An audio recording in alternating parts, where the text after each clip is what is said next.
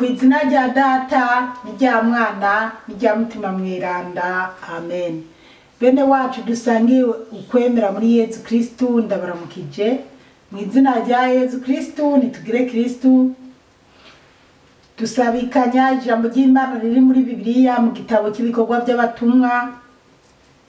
Tuzirikana ku kigabane cyaho cya 17 kuva ku karongo ka 26 kugeza ku ka 34. Ijambo ry'umutwe tubandanya kwisunga rivuga ngo Paulo n'abanyabwenge bi Atene. Yararondeye umuntu umwe rudende, imugira se w'amakungu yose akwiye isi. Niyo yagenze ibihe n'imbibe z'ibihugu bazobamwo. Kwari ukugira ngo barondere iyo mana gushika bayubure naho itari kure yabo cane.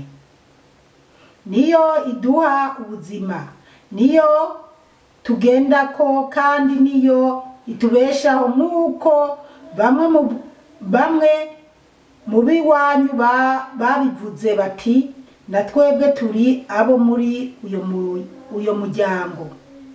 Nkako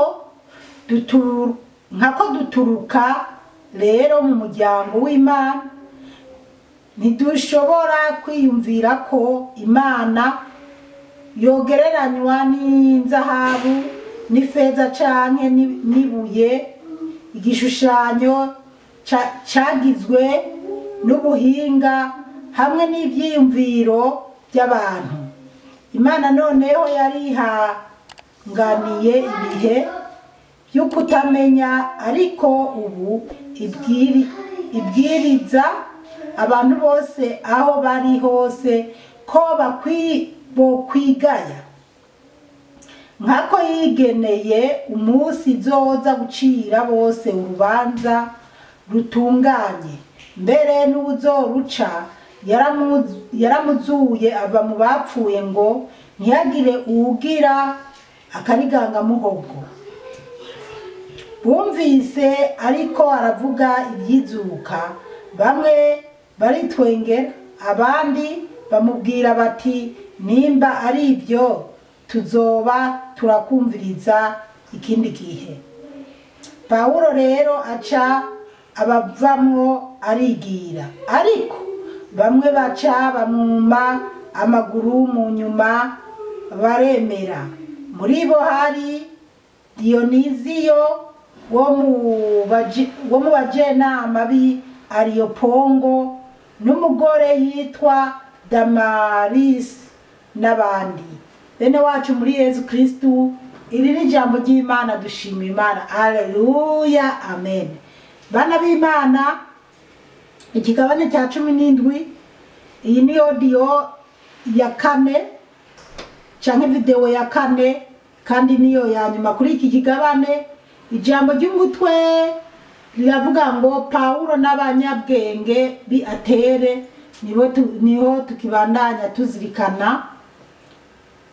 Twari twagejeje rero ku karongo ka 25, ubu tubandanya kuri 26. Haravuga ngo yarondeye umuntu umwe rudende, imugira se w'amakungu yose akwiye isi. Mbese Paulo aracyabandanya gusigurira ba bantu bo muri Atene ibya ya mana itari bwamenyekane. Bari baranditse ku ruhimbi rwabo ngo Imana itaramenyekana, ariko arayibasigurira rero. Aravuga ngo yararondeye umuntu umwe rudende, imugira se w'amakungu yose akwiye isi. Umuntu umwe rudende Imana yarondeye, niyo yageze ibihe n'ibihe z'ibihugu bazobamwo. Mbega arabandanya gusigura ingene Imana yagize ibihe, ingene Imana yaciye imbibe z'ibihugu, ingene Imana yapanze uko abantu bakwiye no kuzobibamwo.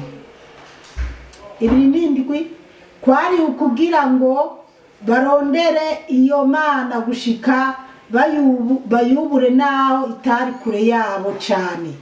ngo kwari kugira abantu baze barondera iyo mana, kandi imana ntiyari kure yabo, imana yari kumwe nabo, ariko ntibamenya ko imana ibana nabo.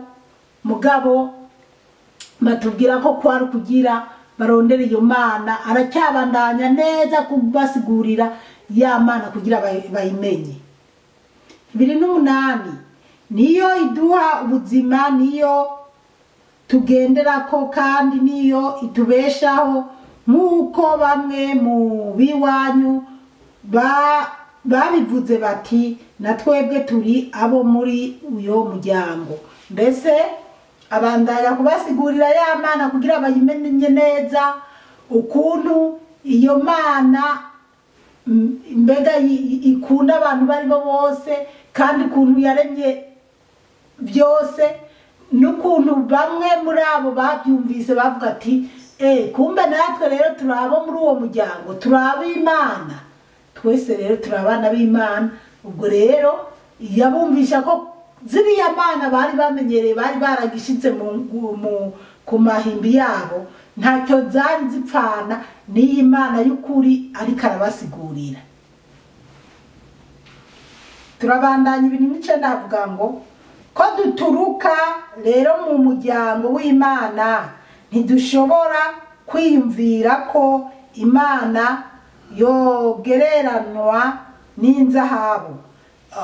Baravuga ati ko rero baturuka mu muryango w'Imana, kumbe nabo baremwe n'Imana, ngo ntibashobora kwibaza ko imana yogereranywa n'inzahabu.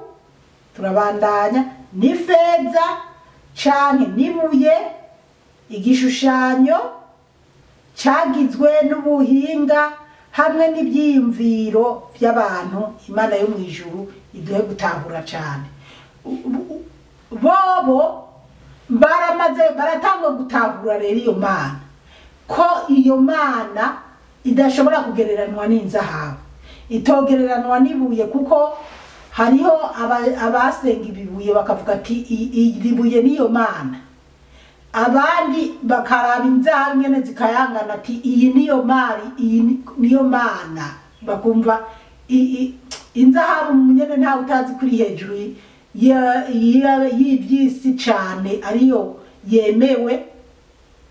Rero abantu baratahuye bwa bundi iyi mana turiko turigishwa, kumbe iraruta inzahabu, iraruta ifeza twovuga amahera, iraruta amahera, iraruta ibishushanyo bya babandi babaza bamwe banabukondonodzoro, bimwe bahora babaza bagatereka ahantu ngo nizo mana zitajya zitagira iki.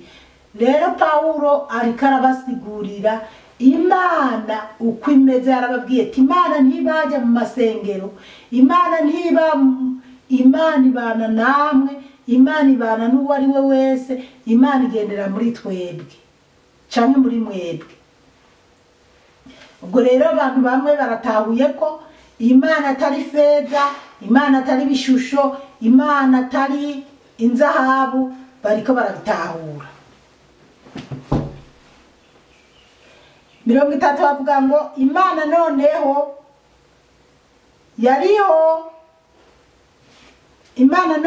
yarihanganiye ibihe by'ukutamenya, ariko ubu ibwiriza abantu bose aho bari hose ko bokwigaya. None harabasiguriye ati buriya rero imana yarihanganiye ibihe mwabayeho mutazi byo murimo. Urumva abana b'Imana kera numva ngo mu Burundi barasenga kiranga, bafise ibintu byabo basenga ngo izuba kubera ntibari bwigishwe imana ngo bamenye Yesu Kristo, bamenye imana yariyo. Ibyo rero bariya bakera ntitozi ibyabo ingeri imana izo bacira urubanza cyangwa ukuntu imana mbese iby'imana, ibyo abantu batari baramenye, iby'imana irabyihanganiye. Ariko arababwira ati ubu rero ndiko ndababwira imana y'ukuri yariyo na Yezu wariwe. mugomba kubyakira ku ibicumuro mwakoze ibyo mwagendeyemo mutazi ni mwigaye mwihane mubihebe hanyuma mukurikira Imana y'ukuri kuko ubu nyimba mumaze gutahura Imana yari nimwabandanya gusenga ibishushanyo mukabandanya gusenga amabuye mukabandanya gusenga inzahabu ni naye mafeza mukumva aribyo mwagize Imana zanyu ntabwo Imana izobihanganira Imana izobabara Imana ntizobihanganira izobibahanira ubu rero muramenye Imana y'ukuri yariyo reka gusenga ibitari ibyo reka gusenga ibigirwamana kurikira Imana yo mu ijuru iduhe kubitahura cyane turabandanya taturimo avuga ngo nkako yigeneye umunsi zoza gucira bose urubanza rutunganye arababwiye ko Imana yagenye umunsi izoza guca urubanza rutunganye babwiye nimutihana nimutigaye kwa bijya bintu mwakoze mutazi ibyo mwakoze mutaramenya Imana yarabyihanganiye ariko mutigaye ngo muze noneho ko mumaze kumenya mubite mubivemo mwe mukurikira Imana ati Imana yarashinze umunsi n'ibihano ku bantu batazoyubaha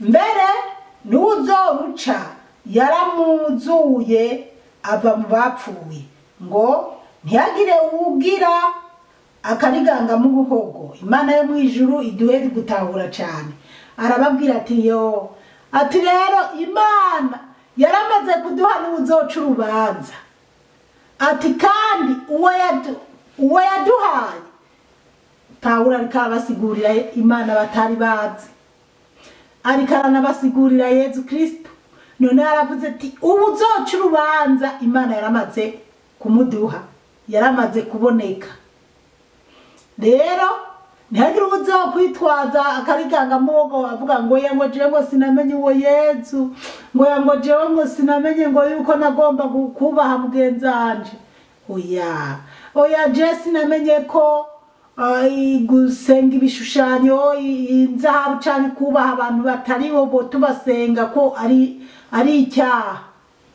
ibyo rero ati ntawe uzobyitwaza ku munsi Imana izoba yaje guca urubanza Imana yo mu ijuru iduhe gutahura cyane tatu kabiri haravuga ngo bumvise ariko aravuga ibyizuka bamwe baritwengera abandi bamubwira bati rero ahandi ababwiye ngo ubuzoruca ngo yaramaze no kuzuka mu bapfuye ngo baritwengeye bumvise ko atangwa kubabwira ibyizuka batangura gutwenga kuko nubwo bumva Imana ntibumva ko umuntu noneho hazogera igihe azuka cyane ko twese tuzozuka tukazoja imbere y'urubanza cyane ko hazogera igihe Yesu aza guca urubanza batanguye gutwenga rero bamwe batanguye gutwenga no kumbure no gupinga reka tukumve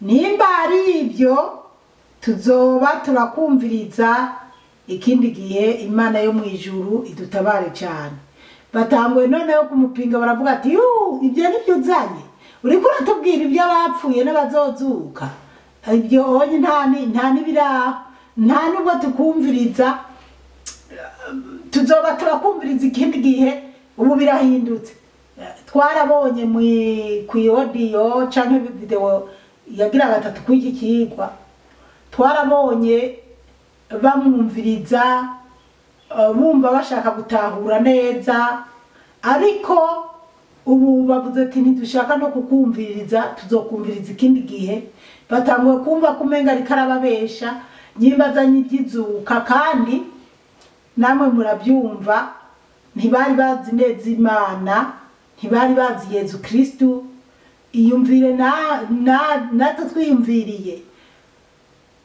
urabona umuntu arapfa akagenda agahera uwundi agapfa akagenda agahera ntibari bwigire babona uwazutse batanguye kumva ko no uzoca urubanza yapfuye canke bamwishe hanyuma Imana ikamuzura uwo yazutse ko ari wazoza guca urubanza kandi ko tuzozuka bajya bose bapfuye bazozuka buriya nyine abantu baca bibaza basogokuru bacu bapfuye kera abantu n'aba barapfuye ntawe turabona yazutse ati uyu mugabo ibintu ariko aratubwira sibyo basi tiwapi tureke no kumwumviriza Imana yo mu ijuru iduhe gutahura cyane turabandanya 3:3 Pawulo rero aca abavamo arigira Pawulo ngo aciye abavamo arigira kuko noneho yarabonye batangwe kumupinga atangwe kubona ko bahindutse badatangwe batakimutahura turabandanya 3:4 ariko bamwe baca bamwoma amaguru mu nyuma haleluya amen bamwoma amaguru mu nyuma baremera Imana yacu yaba icyubahiro Imana ihabwa icyubahiro cyane nubwo bamwe bagumutse bakigumura oya nta nubwo dushaka kukumviriza ibyo uzanye sibyo utangwe kutubesha bamwe Pawulo abonye bagumutse Pawulo aca arifatira akahiratireka ndabahebe nigiye ariko bamwe bamaze kumva byabinjiye mu mutima mweranda yabajemo baca baramukurikira Imana yacu ihabwa icyubahiro cyane baca baramukurikira bajyana na Pawulo muri bo hari Dionizio wo mu bajenama bi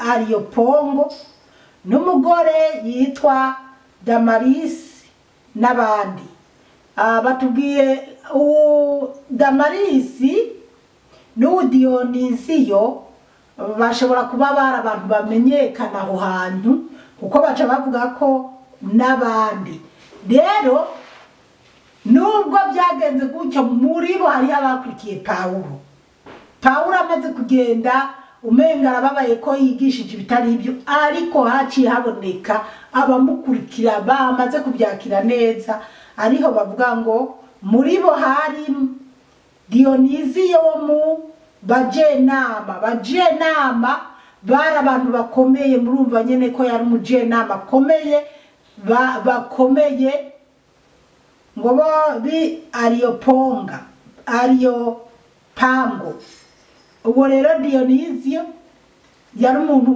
kumurakomeye yaciye akurikira Pawulo yaranezerewe n'ibyo Pawulo yigishije n'umugore yitwa Damarisi n'abandi n'uyu mudamu yitwa Damarisi ngo n'abandi baca barakurikira Pawulo by'agaciro cyane Pawulo rero ntiyakoreye ubusa urumva ariho abamukurikiye rero iyo umuntu akoreshwa n'Imana bamwe naho bo kwanka kumumva ariko haba hariho ntihashobora kuburana bangahe bamukurikira bumva ijambo ry'Imana rikabakora ku mutima bakumva ati kweri uyu n'umukozi w'Imana by'ukuri ariko aravuga ukuri rero Imana yo mu ijuru iziraduha gutahura cyane ijambo ry'Imana naho tutogyumviriza mu nyigisho zo nkukundi ko nakora ubutumwa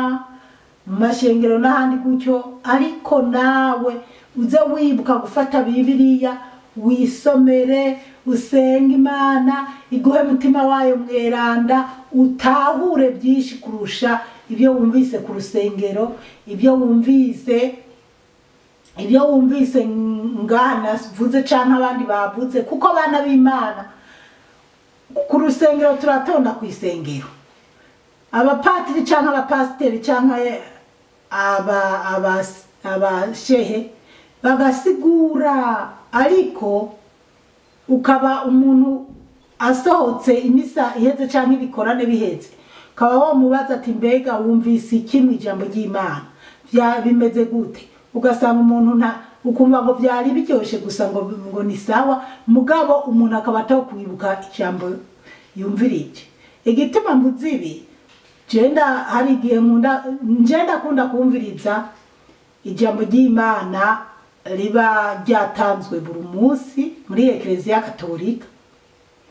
Rero hari igihe ndaryumviriza, hanyuma nagiye nko mu bintu by'imirimo nkatangura buriya ijambo ry'Imana numvirije numvishe siki mbega nakuyemo iki, nkatangura kwiyumvira nkasanga umenga hari ibyo nibagiye. Asha nkavuga bwa bundi kweri turibagira kandi ibintu by'akamaro, gutyo bigaca bituma nongera kumviriza iyo nyigisho. Rero ni byiza ko tuza turazirikana cyane inyigisho tuba twumvise ku rusengero, byaba byiza cyane mu bavuga butumwa nyene baba batandukanye, mugabo bikaba byiza ko nawe uja muri Bibiliya ugasoma, byaba ngombwa inyigisho wigishijwe ku isengero ukongera ukazimedita ukazisomera muri Bibiliya, Imana ikaguha gutahura. Bugiye umuntu ariko ariyegereza Imana cyane, akaba yavuye ku rusengero cyane se naho yoba atagiye ku rusengero uyo munsi ari mu minsi y'ibikorwa, ukifatira umwanya ukifatira Bibiliya ugasoma ukavuga ati kwa Mungu twazirikana ijambo ry'Imana riniri ryari riri muri Mariko cyane muri Matayo, reka ndabe mbe ndagirizirikana, maze wenda twasomewe imirongo ikigabane cyose ntidushobora kugisoma ngo tukimare, canke nanje ubwanje murabona iki kigabane ka 17 tugikuyemo video 4 canke audio 4. Rero nyimba ijya imwe wumvise ushobora kuvuga reka some iki kigabane cyose, reka mbandanye n'ibyakurikiye, ugatahura neza ingene ibintu byagiye biragendera Paulo cyangwa uko abantu bagiye bakurikira Imana, atari yo kuvuga ngo mvuye gusenga byahetse. Oya, biba byiza iyo nawe wongeye ukabisubiramo, byaba ngombwa abana bawe ukabicarika, dusomaha bujya ku rusengero twiza ibi nibi ibintu nk'ibyo.